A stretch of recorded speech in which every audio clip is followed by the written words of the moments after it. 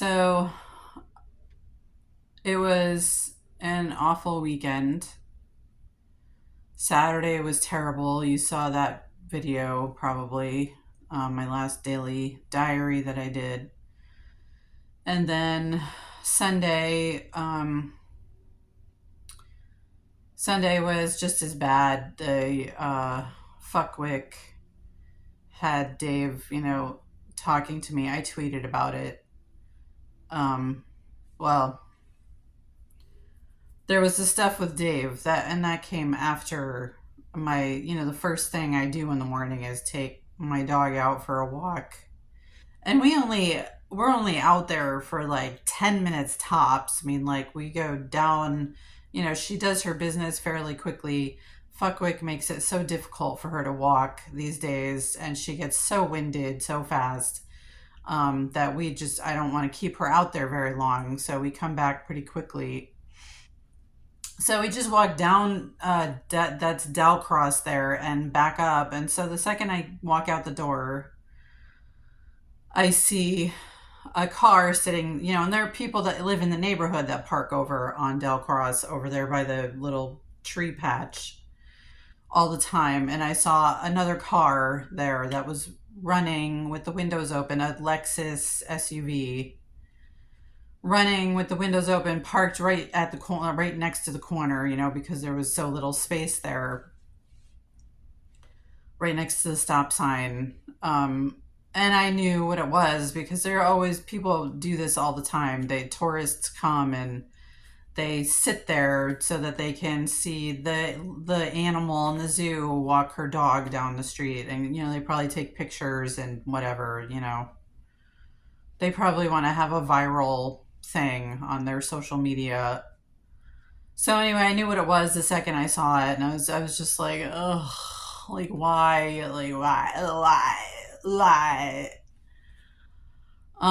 So I was just, keep my head down and just walk 30 and get it done and come back inside. I didn't even look over there. Like I peeked when I had an opportunity where it was, where it wouldn't be obvious, just so I could see what was going on over there. Um, but I just kept horse blinders on, and I did the walk, and so we go down, and he didn't say anything, but he had his windows open, and he looked like he was, like I said, he looked like he was college age. He was like Maya's age. Just a kid in this gigantic, fancy, expensive, probably $60,000 car that looks like it's a newer model. Um, so we walk down and nothing happens, and there's like a little curve that you go around where like somebody who's parked there can't see you for a little while, which was a relief. And then we had to come back toward the house, and I let her go into the tree patch like usual, but I sort of, which is on the other side of the street, but I kind of hid behind the cars that were parked there so that he didn't have a direct line on me. Because again, I don't like people just taking my fucking picture. You know what? It's like paparazzi. Anyway, so we did that, and then I collected her, and we crossed the street and started walking back. And as we passed his car, he started heckling me, like I couldn't really understand exactly what he was saying, but he was like, "Got Jesus? I heard you got Jesus. No Jesus." What was the other thing he said? Jesus died. Jesus died for your sins. Jesus to save. But it was like sarcastic. It was like joking. It wasn't like a proselytizing or like a Jehovah's Witness or whatever. Like he was clearly like making fun of me or trying to get my attention or whatever. I didn't look. I didn't say anything, and I didn't look. I kept my head like, like this, because I was like trying to not get my picture taken. But the thing is that, and that may not seem like a big deal to people, which I understand, which is why I'm talking about it. You guys have to understand that over the years, I've dealt with a lot of harassment and stalking and doxing and bullying. I mean, there was a woman once at the Walmart on Glenwood in North Raleigh when I was still living over there. One day, you know how Walmart has like a whole area blocked out for pedestrians when you're coming out of the store, and like cars are supposed to stop. I don't know if everybody knows. Cars are supposed to yield to pedestrians there. You're supposed to stop and wait if there's people that are crossing the road. Anyway, so, and this was, like I said, this was, uh, maybe 2.5, 3 years ago.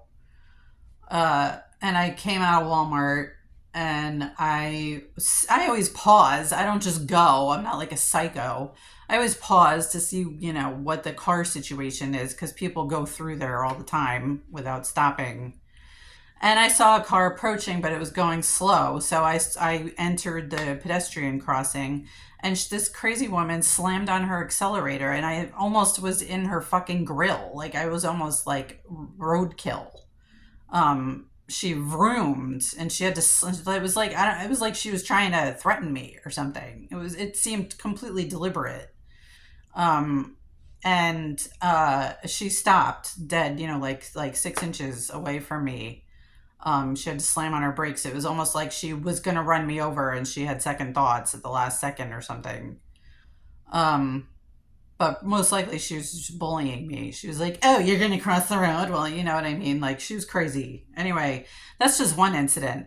I've had people on the roads, like, when Maya's in the car with me, even. There have been two incidents I can think of where I was extremely concerned that we were going to die. One was on 440. She was in the car with me, and I had started by this point, you guys. This is for a few years. I mean, I don't drive now for the past year, but when I was still driving, I just completely started going the speed limit and staying in my lane and just being patient and just going the speed limit and like not doing any of the road rage, anything even mildly aggressive. Just going down the middle lane, going, 60 miles an hour, which is the speed limit on 440. So that's what I was doing that day. And it was pretty congested too that day, which it always was. Whenever I was on the roads, there was always like a gazillion people. Suddenly the roads would be empty, and then suddenly there'd be like a gazillion cars. It's like fucking Orlando. Anyway, so we're driving down the middle lane at 60 miles an hour. This fucking crazy motherfucker comes at like 90 miles an hour, come weaving through cars, and I don't know if he lost control or if he didn't um know what the distance around his car was, but he almost like is that side swiping? I don't know what that's called, but he was getting in front of us and to go through the lanes to cross over to the left lane from the right lane. And he almost like clipped us, and we would have spun out because we were going so fast and he was going so fast. It would have been like a 20-car pileup. It would have been like a complete disaster. And I actually screamed that time. I mean, like, I'm generally very like, I don't react anymore because there's been so much. But that time I actually screamed because Maya was in the car and she was on that side of the car that he was coming from. Anyway, fortunately, he did miss us, but it was really, really, really close. So there was that time, and that was, that can happen, but it's just that it happened so frequently that I felt like 95% of the time it was people who were, following us and harassing us on purpose. Maybe being paid by the shit monster, maybe being encouraged by the shit monster, whatever it was. And then there was another time when I was still living in the apartment, that I had just picked Maya up from the house because she had been with Dave for a week, and we were doing a week back and forth at that point because of the zombie apocalypse. Everything was shut down. So I came and picked her up, and we were like 5 minutes from here on this road that's just one lane going either direction. And I think it's like 45 or 50 miles an hour on there. I was going the speed limit again. This bright colored car, I can't remember what color it was. I think it was green or orange, but it was like fluorescent, like a sports car, like a Chevy Charger or a Mustang or something, decided, and there wasn't even, if I remember correctly, there wasn't even a car in front of them. So it wasn't like they were passing somebody. They just, for like no apparent reason, came into our lane coming head on towards us at like 70 miles an hour. Like they were going really fast. And, with a little distance to spare, they moved. I sort of started to slow down. I was like, they're going to move over. But I was getting ready to slam on the brakes, because I figured, I'm so, like, again, I'm so used to being bullied. I just every time assumed that it's somebody who's just deliberately harassing me. Anyway, they, with a little distance, they moved back over and passed by. But it's just like meant to intimidate me, so, and these are just two incidents, and I'm telling you that there are like probably hundreds at this point that have happened over the years. There was one time at Harris Teeter that I'm like at the cooler and there was like nobody around. I wasn't like, stepping on anybody's toes. And then suddenly this dude that's like 6 feet tall appears out of nowhere and like sort of shoves me out of the way, And by that point, I was carrying pepper spray and a pocket knife, because that was, oh my God, there's so many. It's like every time I think of an incident, I remember another one. There was another time, I'm going to tell you this one too, that I dropped Maya off here and I was heading back toward 440 and I was on the entrance ramp, but not on the ramp yet, but I was in the lane going towards the ramp, which often gets congested. And but at this time, I think it was like a Sunday or whatever, so it wasn't too bad. And I'm in the lane, and this guy in a truck comes off the exit ramp, and they have a yield sign, mind you, and just jumped in front of me, and then stopped. It was like it was timed on purpose. I'm sure it was. Just stopped his car, and there was no reason to. There was no traffic. Just stopped in this lane that was a moving lane. I sat there for a second, and I'm from New York, and people really don't honk here, but in New York, it's like they do. Like if the light turns green and you don't go within like a half a second, like you're gonna get honked, So I feel like I'm being very generous and patient. So I sit there for like 5 seconds, and I don't do anything, and then I honked the horn because I was like, "What the fuck are you doing?" I honked the horn. This dude gets out of his truck and starts yelling at me. And I know these incidents happen in life anyway, but I don't think that they're coincidences. I do think that they're planned most of the time because they happen so frequently to me. I mean, like, how often have you had a road rage incident like that? Anyway, he gets out of his car, and my memory is a little hazy because it was a while ago now. It was like 3 or 4 years ago, but he's screaming at me, and I'm reaching for my phone because I'm gonna fucking call 911, and he reaches for something and is in the back of his truck, and it was like he was gonna come over and like attack me, and fortunately a car that was in the next lane over, it's like a person must have seen what was happening and they stopped because they were like gonna intervene or whatever. But it was like when he saw me, and that car that was stopped, he turned around and he got back in his truck. But that was the reason I'm telling you that one is because that was the day that I went and I actually, that afternoon, I went to Walmart and I bought a pocket knife, like it's not really a pocket knife. It's like a hunting knife. It's like a small hunting knife, that I've never used. So it's still really sharp. And I keep it with me most times. And I have what is it? Foxy pepper spray, which is like a police grade can of that I carry around with me also. Anyway, my original point in telling you about these incidents was that, I've dealt with this for a very long time, and I don't really get, like, when I get fight or flight, I always go to fight because that's just what happens when you deal with this kind of thing for so long. Is like when they feel that little bit of danger, it immediately turns into like rage and like, battle mode. Um, and that's what that kid did with that little heckling that he did of me in my neighborhood where I live, where I'm living, like where it's sort of not really a sanctuary, but it is sort of like the people around that live here are respectful. We all mind our own business. I mean, I have a feeling a lot of the residents have left by now because of all the tourism and everything. I think probably a lot of these houses now are like vacation rentals or whatever. But people that are staying in this neighborhood are very respectful and mindful, and they don't behave like idiots. So I am used to a sort of peace for the most part when I'm out there, and it just feels like somebody trampling all over my sense of safety and security when they do something, like when they come into the neighborhood and treat me like a fucking animal in a zoo, and like it's funny. And he probably, being a stupid kid, he probably just thought he was being funny, and he thought he'd get some video of me or whatever. But it's just the adrenaline starts going for me immediately.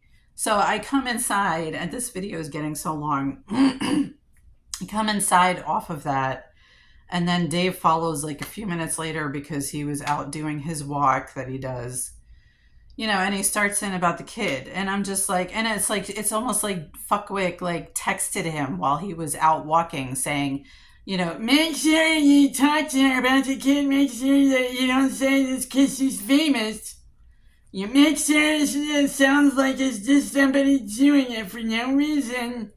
So, and that's what he did. He comes in and he's like, I don't know why he's there. Why is he there? Why is he there? He's like, I looked at him. He didn't even say anything. I was like, well, he heckled me. It's like, he's there for me. He's there because of me. Like, fuck all of you guys. Like, honestly. Like, I know I'm famous. Like, give me a fucking break at this point. Like, it's the most obvious fucking thing in the world. I don't know why Fuckwick still thinks that he can withhold this information. Like, you do not have control of it at all anymore. You fucking idiot. Anyway, so that was really annoying, and I was already like on the adrenaline high. You can see it still makes me angry. My face is getting all red. And then he was just haranguing me about various other things, and it's just like, and I've expressed openly how whenever Dave talks to me, because I know he's a proxy of the shit monster, that I immediately I'm like, when he's just home, I'm tense and like I'm in battle mode constantly. I'm like constantly bracing myself for the next horrible thing that he's going to say to me, like he's constantly talking about how he's moving, I'm moving, I'm moving, I'm moving, like, which is threatening my security in the house.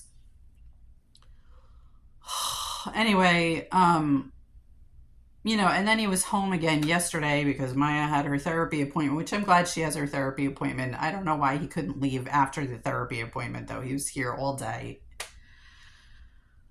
Anyway, fortunately, he's not here today. So, okay, so this is a splitter splatter. I guess I just wanted to kind of, try to illustrate for you guys the cumulative effect of all of this harassment that I've had to deal with, whilst it being pushed in my face that I'm not really famous, and that it's just coincidental, and it's like it's the shit monster slash fuckwick. It's just always trying to make me feel like I'm crazy. It's just gaslighting, gaslighting, gaslighting, gaslighting. And I'm so fucking tired. So I guess it also serves as a warning to people that I really try to avoid the conflict, because I know that my temper goes from 0 to a million in like no time at all. Which is what happened with that other kid like last summer or whatever it was, that was harassing me, that kept coming here and stalking me, and that called me a racist white bitch and all that stuff while threatening me, mind you. Um, so, yeah. it has a anyway. When that happened, I lost my shit because he was started threatening me. He started saying, "I'll come to where you live. I'll come to where you live. I'll come right over there. You want to blah blah blah blah blah." And I try so hard not to lose it. I try so hard not to lose it. But when you've experienced a level of living in survival mode for so long, um, you know, it's just, it's not always something that you have control over, I guess is what I'm saying. Um, and that's what happened that time was he was yelling at me and I kept trying to talk to him in a calm manner. And then he started threatening me and I just was like, I live right here. I said, fuck you. I mean, I can't remember what I said. I kind of like went, I saw red and I kind of went blank, but I said, fuck you, I live right here. You want to come to where I live? Come right here. I'm right here, which was stupid too. But he didn't do anything because I still think that he was just some fucking stupid college kid that was trying to prove something. Like, I think he was trying to draw something out of me so that he could go say blah, blah, blah, whatever. He was like accusing me of an ism while he was himself committing an ism. He was accusing me of racism while he was committing a sexism. You know what I mean? And I wasn't doing anything racist. I was just looking out for myself. Anyway, why am I talking about that? All has it has a cumulative effect living like this all the time, and I don't always have control over my temper, and I hate that, and so I always try to avoid the conflict. But it's like some people are so fucking blockheaded and stubborn that they don't want to allow me to avoid the conflict, and that it's a lot. So it's just a lot. So this video is 22 minutes long, so I'm going to sign off now. Okay, bye-bye. Love you.